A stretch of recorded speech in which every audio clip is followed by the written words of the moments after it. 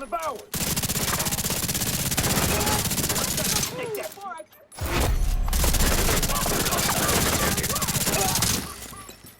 It all belongs.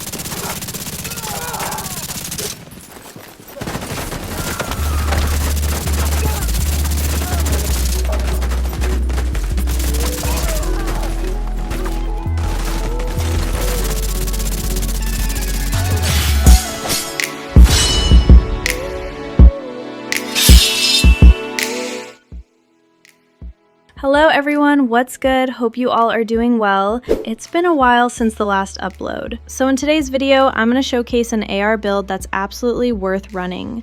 But before we get started, I just wanted to say Happy New Year to you all. Hopefully everyone here had an amazing holiday, got to spend time with family, eat great food, all that wonderful jazz. May this year bring you all absolute peace and joy. So without further ado, let's go ahead and check this build out.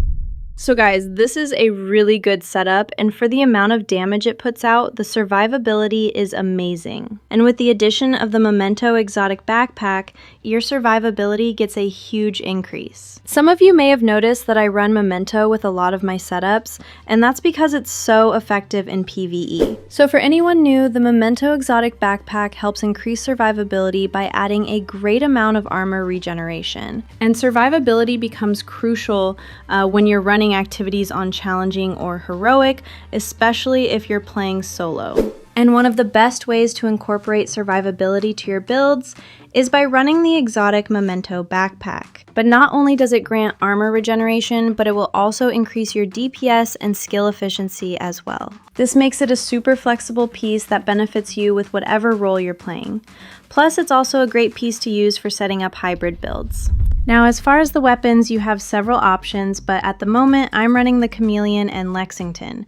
So the Chameleon's Adaptive Instincts talent grants 3 different buffs that enhance your overall DPS. So with the talent Adaptive Instincts, if you land 30 headshots, you'll get a nice increase to both your critical hit chance and damage. So you'll be getting 20% critical hit chance and 50% critical hit damage for landing those headshots. But the Chameleon is like a 3-piece set in and of itself, because you also get 90% increased weapon damage for landing 65 body shots and a crazy reload speed bonus of like 150% for landing 20 leg shots. So it's truly a viable exotic weapon. But other great exotic options are the St. Elmo's Engine, Strega, or even the Eagle Bearer if you have one. But what if you don't have any of these exotic weapons? Or perhaps they're not really your cup of tea? Well, you also have the Lexington as a great alternative, which is a named high-end assault rifle. So for the weapon talent, you can run Killer. Killer will grant you up to 70% critical hit damage for 10 seconds if you eliminate an enemy with a critical hit. So this makes up for the the 50% critical hit damage that you get from Adaptive Instincts, right? You know, you may not be getting that fast reload speed and weapon damage increase, but the Lexington has a much higher base damage than the Chameleon, and not to mention way better accuracy, which is one of the downsides of the Chameleon. So personally, I like to swap to the Lexington when I'm at a distance from NPCs. That's why I have both the Chameleon and Lexington equipped, even though they're both ARs. But what can you do if you don't have either of these weapons? Well, you can try other great options like the Carbine 7, or the CTAR, Honey Badger, the Shield Splinterer, or even the Police M4. You have so many high-end alternatives to choose from, so I recommend choosing one with a decent RPM.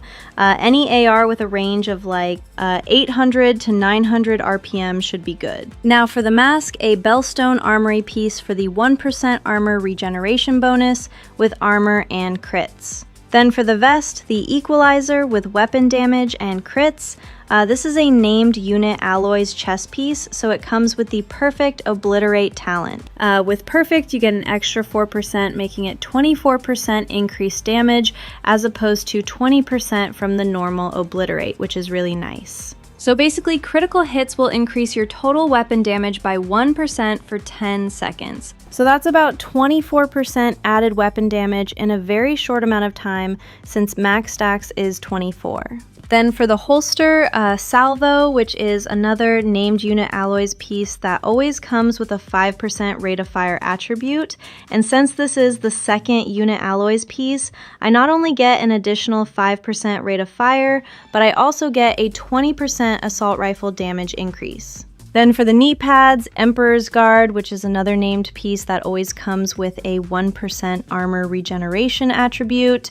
This helps increase survivability even further, but I'm not gonna lie, this named piece is tricky to get, and even more so getting the ideal attribute rolls to drop. And this is because it's a Murakami piece, which is designed for skill builds, so it will always drop with a skill tier core attribute. So that means you'll need to get it to drop with either critical hit chance or damage, because you can only recalibrate one attribute on a gear piece. But for the gloves, Fenris Group AB for the 10% assault rifle damage bonus you get for having one piece with armor and crits. Then finally, the exotic Memento backpack. So for anyone new, I suggest running Countdown if you would like to farm for any of these pieces. Except for the Emperor's Guard, this named piece is Dark Zone exclusive, but I believe you can also get them from Conflict or DZ caches as well. There may be other caches that drop them that I'm not aware of, but for the rest of the gear pieces, including the Memento bag,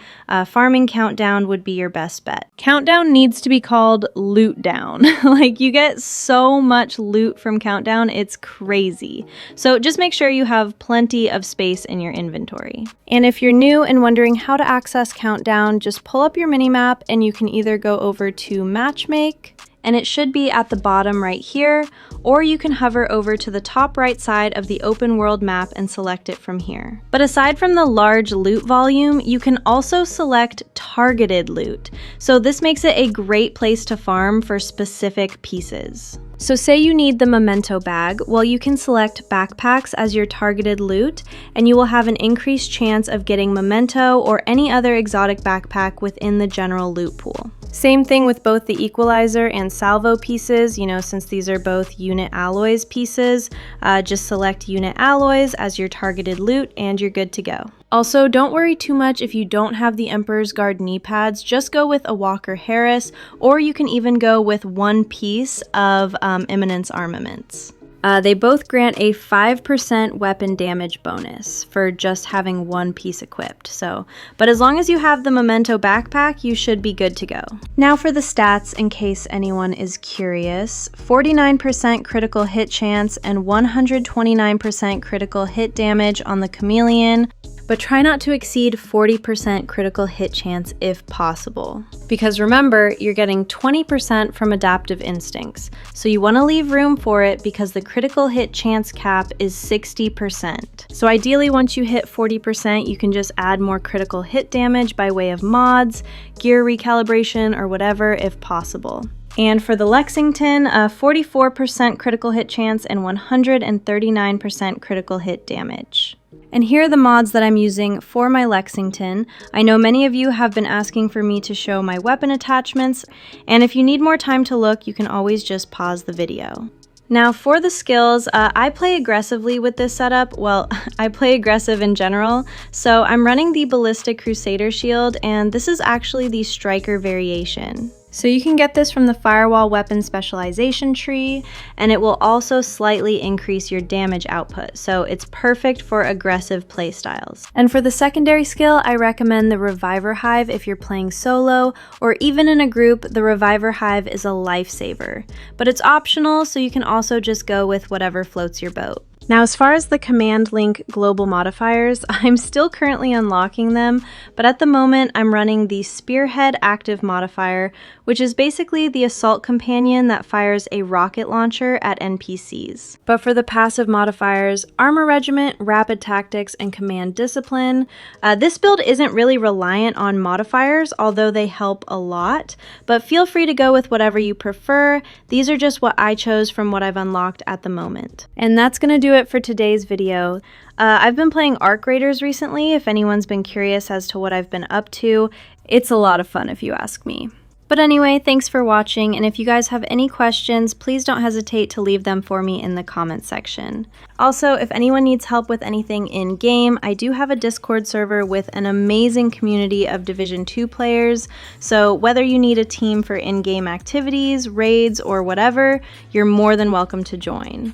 Just make sure you read and abide by the server rules and select your console or platform so that you gain more access to the server. Oh, and don't forget to bring some pizza. I'm kidding, I'm kidding. But I'll leave a link for that in the description of the video, or you can check the channel page. This is Prajna. Keep it cool, keep it classy, and see you in the next video. Peace out. Bye.